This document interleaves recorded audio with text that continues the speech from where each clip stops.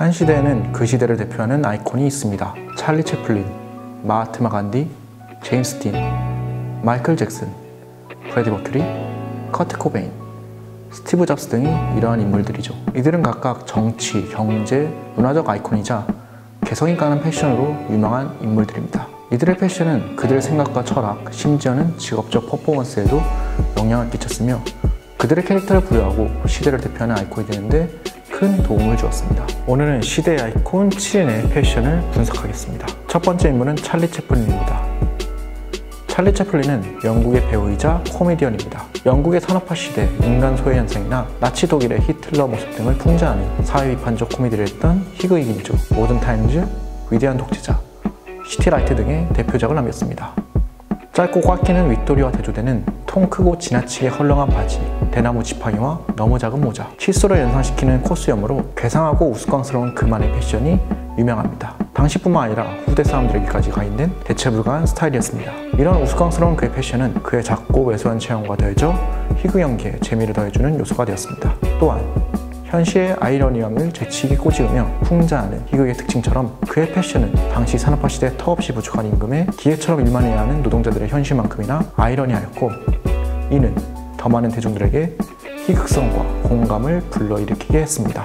만약 그가 평범한 복장으로 순수 마임 연기를 했으면 지금처럼 시대의 아이콘으로 거듭날 수 있었을까요? 당시에는 유성영화보다 무성영화가 더 많았다는 점을 감안하면 그의 패션이 직업적 퍼포먼스에 큰 영향을 줬다는 것을 알 수가 있습니다. 두 번째 인물은 마하트마 간디입니다. 마하트마 간디는 인도의 정치인으로서 영국의 식민 통치에 저항한 비폭력, 불복종 운동을 통해 인도의 독립운동을 이끌었던 인물입니다. 인도에서는 위인을 넘어 인도의 모든 집회에 새겨져 있을 정도로 심적으로 추앙받고 있습니다. 하지만 현대에 들어 간디에 대한 평가가 많이 달라지고 있습니다. 구시대적인 카스트 제도를 옹호하고 불가촉 천문에 대한 신분차별적 발언을 서슴없이 했다는 점과 금욕적 생활을 했다고 알려진 것과 다르게 소아서행자적인 행위를 일삼았다는 점 등 그의 사상과 사생활에 대한 부정적 추문들이 등장하고 있습니다. 마하트마 간디하면 떠오르는 패션이라고 말하기도 민망한 실오락이 걸친 수준의 옷을 떠올릴 수 있습니다. 실제 마하트마 간디를 구글에서 검색하면 굉장히 많은 몸매에 흰 천을 두는 사진 아니면 아무것도 걸치지 않은 사진들을 보실 수 있습니다. 이러한 그의 패션은 힌두교인으로서 금욕적 생활을 하고 영국에 와서 비폭력적인 독립운동을 진행했다는 그의 이미지와 매우 잘 어울립니다. 다르게 말하면 그의 패션이 그에 대한 긍정적인 이미지를 더욱 살려준다고 할 수 있습니다. 하지만 그의 사상과 도덕적 추문에 의해 재평가되고 있는 그의 이미지를 통해 보았을 때 그의 패션 또한 그의 정치가로서의 이미지 메이킹이 아니었나 조심스럽게 추측할 수 있습니다. 많은 정치가들은 본인의 정치적 이미지를 위해서 패션에 더욱 신경 쓰고 있습니다. 이러한 점을 밀어 그 역시 패션을 정치적 이미지를 높이는 데 활용했을 수도 있다고 생각합니다. 세 번째 인물은 제임스 딘입니다. 제임스 딘은 반항하는 청춘의 아이콘으로서 큰 인기를 끌었던 1950년대 스타입니다. 젊음과 반항의 아이콘으로서 24살의 나이로 안타깝게 요절한 인물이죠. 그의 대표적인 이유 없는 반항에서 보여준 청바지의 흰 티셔츠, 빨간 재킷을 통해 그는 당대 청춘의 아이콘이자 패션의 아이콘으로서 거듭나게 됩니다. 특히나 제임스 딘이 입은 리 브랜드의 리 101 라이더스 청바지 인디고 블루는 당시 엄청난 인기를 얻게 됩니다.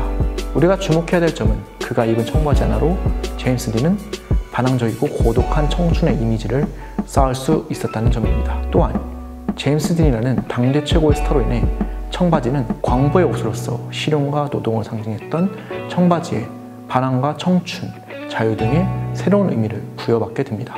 이는 이후 1960년대 기성세대에 대한 반항, 자유와 평화를 갈망하는 히피족들의 패션으로 이어지게 되고 현재는 가장 대중적인 패션 아이템으로 자리 잡게 됩니다. 이렇듯 한 인물의 패션과 스타일은 그 인물의 캐릭터를 더욱 공고히 해줍니다. 역으로 아이코닉한 인물을 통해 그가 입은 패션이 시대를 반영하는 하나의 상징으로 거듭난다는 것을 알 수 있습니다. 네 번째 인물은 프레디 머큐리입니다. 작년 관객들이 떼창을 불렀을 정도로 엄청난 인기를 끈 보헤미안 랩소디의 실존 인물이죠. 1970년대 프레디 머큐리의 퀸의 음악과 1980년대 그들의 음악은 큰 차이를 보여줍니다. 1970년대는 프레디 머큐리의 팔색도 창법이 두드러집니다. 가늘고 여린 가성과 카랑카랑하면서도 파워풀한 진성이 같이 어우러진 그의 목소리가 특징적이라고 할 수 있죠. 반면 1980년대 그의 목소리는 더욱 허스키해지고 드라마틱한 탁성을 구사합니다. 이와 일맥상통하게 그의 패션에서도 큰 변화가 나타납니다. 1970년대는 중성적이면서도 힘이 있는 그의 보컬과 당시 유행했던 글램록 스타일의 영향으로 그의 패션 역시 중성적이었죠. 특히나 중성적이고 퇴폐적인 분위기, 화려한 비주얼을 내세우는 게 특징적인 글램록 스타일의 영향으로 긴 머리, 눈화장, 발레복과 같은 젠더리스 복장을 주로 입고 공연을 합니다.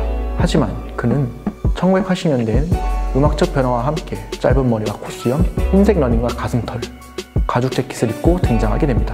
젠더리스적이고 중성적인 이미지에서 마초적인 스타일로 급변하게 됩니다. 이러한 완벽한 의체내 사례를 통해 한 인물의 패션과 그가 제공하는 음악 등의 컨텐츠가 엄청난 관계가 있다는 것을 알 수 있습니다. 다섯 번째 인물은 마이클 잭슨입니다. 팝의 왕자 마이클 잭슨은 대중음악 역사상 가장 성공한 아티스트입니다. 마이클 잭슨 하면 떠오르는 패션으로 크게 두 가지를 들 수 있습니다. 빌리진에서 보여준 검은색 중절모와 검은색 수트, 화이트 셔츠와 흰색 양말, 즉 우리가 흔히 얘기하는 블랙 앤 화이트 모나미 패션과 블링블링한 제복 느낌의 밀리터리 재킷이 특징인 레트로 패션이 있죠. 먼저 마이클 잭슨의 모나미 패션을 살펴보겠습니다. 마이클 잭슨은 활동하던 당시 1980년대 기존의 마초적인 남성성과는 다른 새로운 스타일을 보여주었습니다.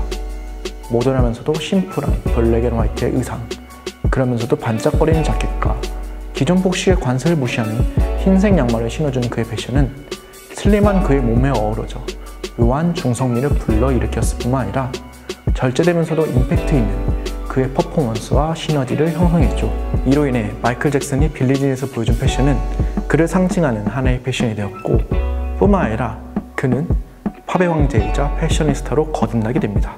팝의 왕자로 등극한 이후 마이클 잭슨은 화려한 자수, 크리스탈 장식 등이 인상적인 밀리터리 재킷을 자주 입으며 무대 혹은 공식 석상에 자주 등장하게 됩니다. 이는 무대에서의 화려한 그의 퍼포먼스에 시각적 재미를 더해주었습니다. 또한 한 나라의 황제가 화려한 의상으로 자신의 권위를 과시하듯 그 역시 명실상부한 팝의 황제로 거듭나왔다는 것을 보여주었죠.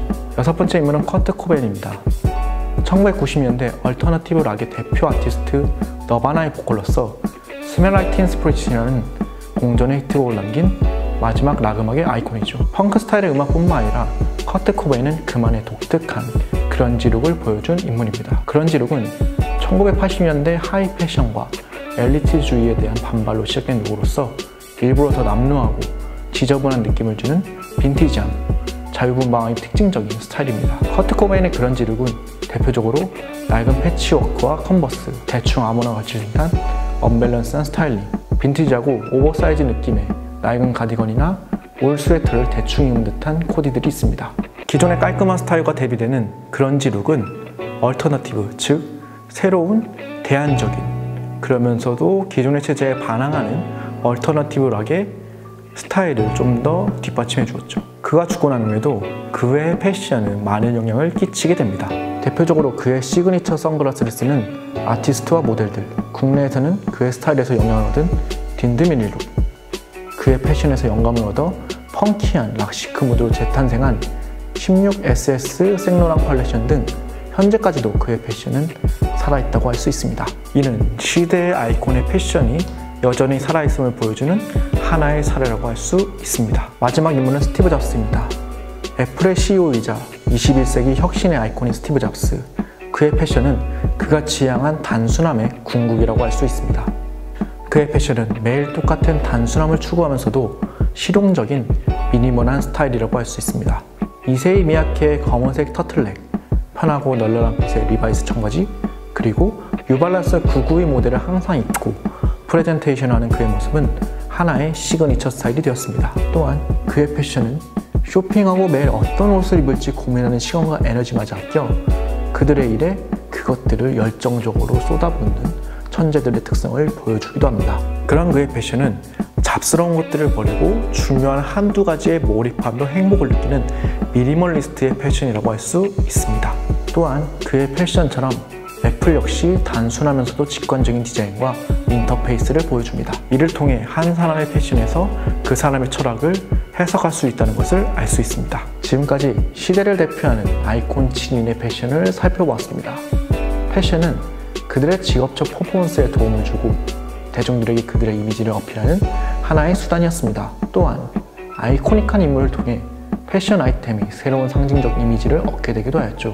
때로는 한 아티스트의 음악적 성향 변화가 패션에도 반영되기도 하였고, 패션은 한 아티스트의 분야에 대한 권위를 보여주기도 하였으며, 그들의 영향력은 후대의 패션 스타일에도 지대한 영향을 주고 있습니다. 그리고 가장 중요한 것은 그들이 입고 있는 옷을 통해 그들 고유의 철학을 가장 잘 해석할 수 있다는 것이겠죠. 오늘의 영상은 여기까지입니다. 영상이 유익하셨다면 좋아요와 구독 부탁드리겠습니다. 그럼 안녕.